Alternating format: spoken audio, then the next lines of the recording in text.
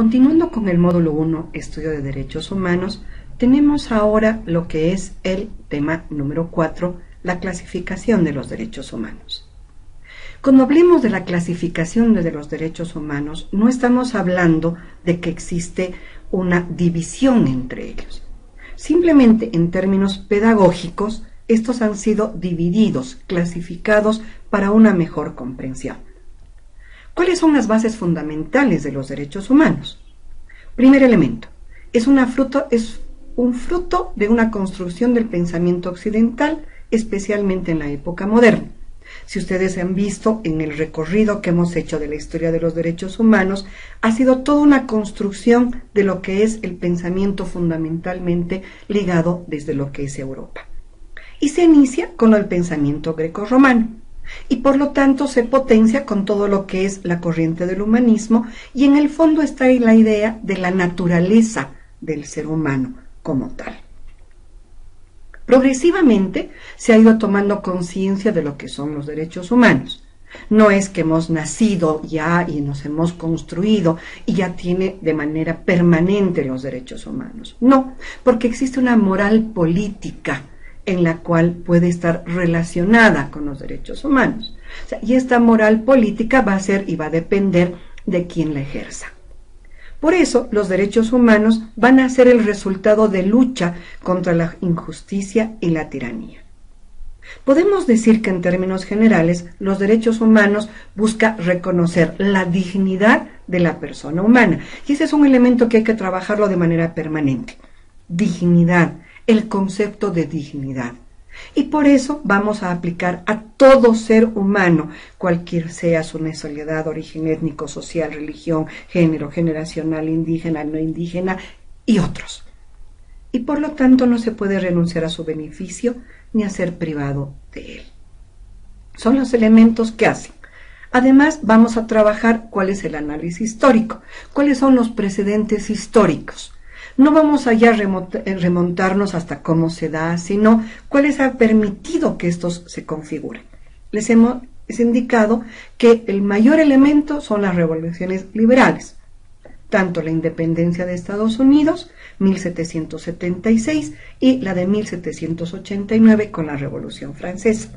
Pero también tenemos la lucha obrera, todo lo que es la Revolución Rusa, 1917, y las democracias modernas que se van configurando entre las últimas décadas del siglo XVIII y se estabilizan en lo que es en el siglo XIX.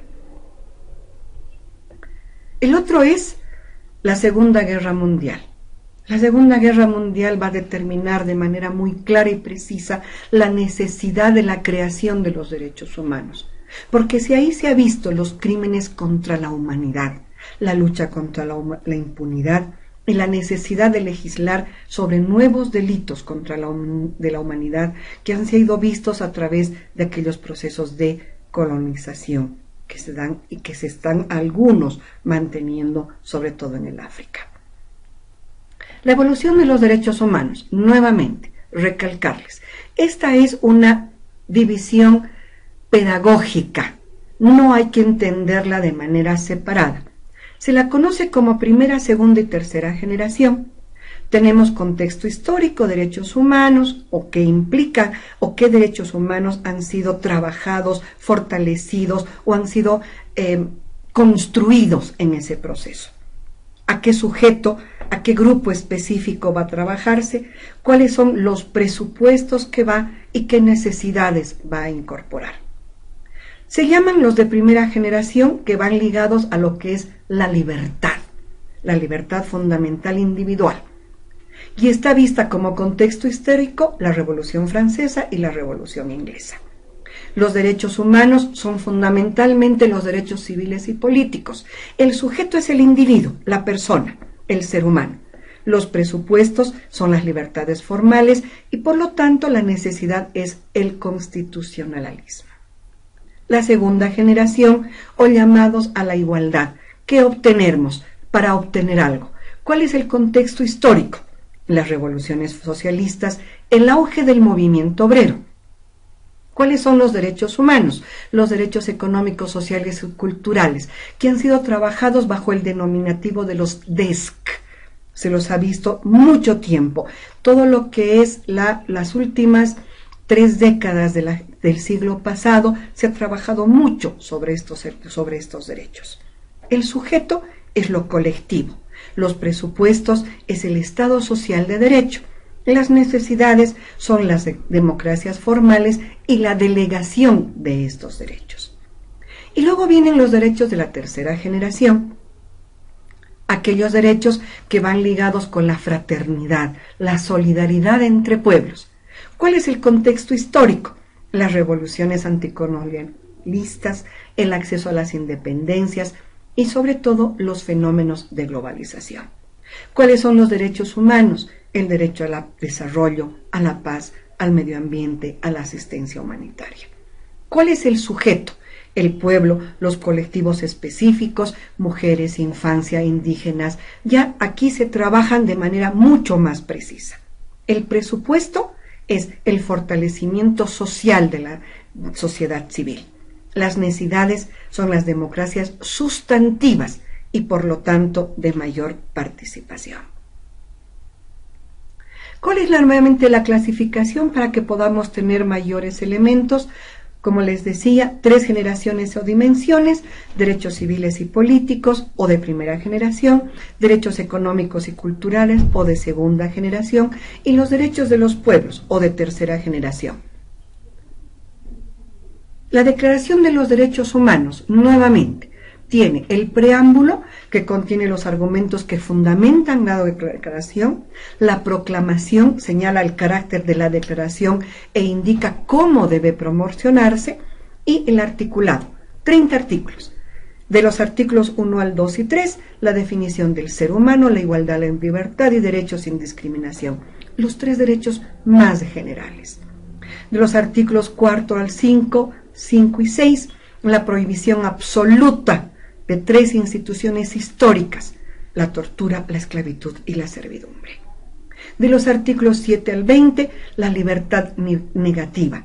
¿Qué quiere decir esto? El individuo frente al Estado. El artículo 21 es la libertad como autonomía, el derecho a la participación política, a crear leyes que se han de obedecer. Del artículo 22 al 27, la libertad positiva, aquellas condiciones de nuestra vida que permitan ejercer nuestra libertad. Los artículos 29 y 30 son las consideraciones generales y por lo tanto los deberes y las responsabilidades de las personas. Cuando se habla de la clasificación de los derechos humanos, tenemos la formulación. Se ha llegado a esta formulación de los derechos humanos gracias a 3 tradiciones. Nuevamente, la libertad, de inspiración inglesa, Hobbes y Locke, por la libertad negativa.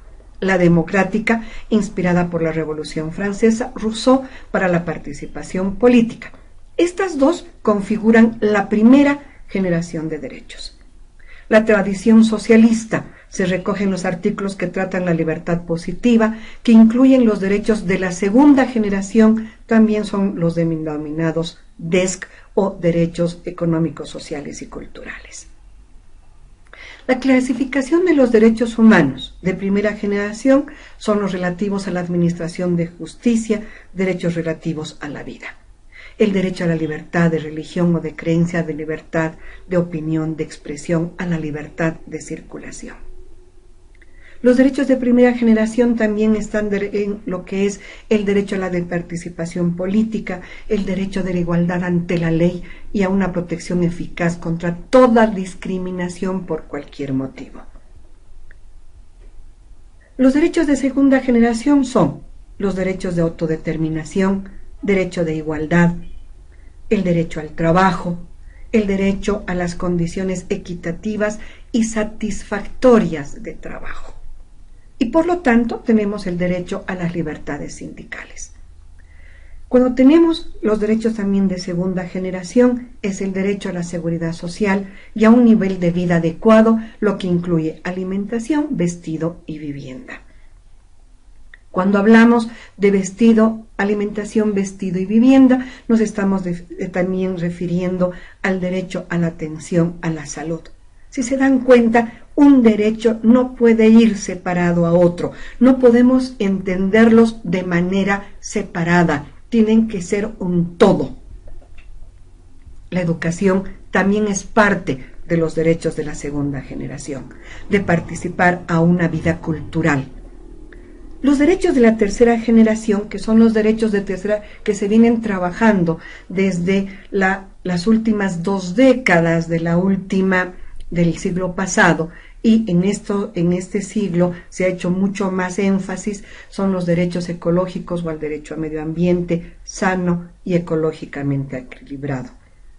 El derecho de los pueblos, que todavía sigue siendo un trabajo que hay que hacerlo, que hay que mantenerlo.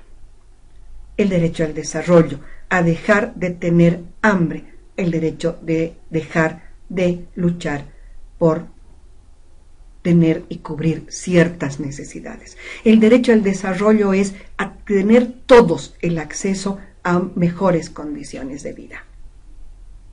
Se ha trabajado mucho cuál es la validez y legitimidad actual de lo que son los derechos humanos. Primer elemento, son universales e inalienables. Ya lo hemos visto, son para todos. Muestran el ideal del futuro, nuevamente, el ideal del futuro de la humanidad y la exigencia de un presente mucho más justo, ahora, pero pensando hacia adelante. Marcan el espíritu utópico de un mundo que es mejorable y necesita mejorar. ¿Cuáles son las críticas? Excesivamente utópicos e irreales. Son la muestra de los valores de la sociedad occidental, que no necesariamente son parte de la oriental. Son insuficientes para crear una sociedad plenamente justa. Muestran cómo debe ser la realidad y por lo tanto es lógico que no sean tal y como el mundo es hoy, sino cómo debería de ser. Y ahí depende también de cuál es nuestro proceso en el cual nosotros como seres humanos trabajamos la exigibilidad de nuestros derechos. Son universales y no occidentales, ya que la igualdad no es patrimonio de ninguna cultura. Son un punto de partida, no el destino final. ¿Cuáles son las perspectivas de futuro? Intentar su aplicación al máximo nivel posible y luchar hasta conseguir con las instituciones comprometidas, Amnistía Internacional, Médicos Sin Fronteras, Periodistas Sin Fronteras, o también trabajar desde nuestra misma organización, como nosotros trabajamos una exigibilidad de derechos frente al Estado. Mejorar aquellos aspectos que pueden ser o que sean mejorables. No estar nunca del todo satisfechos con los resultados obtenidos. Siempre pensar en que podemos alcanzar mejores resultados. Muchas gracias por la atención. EGPP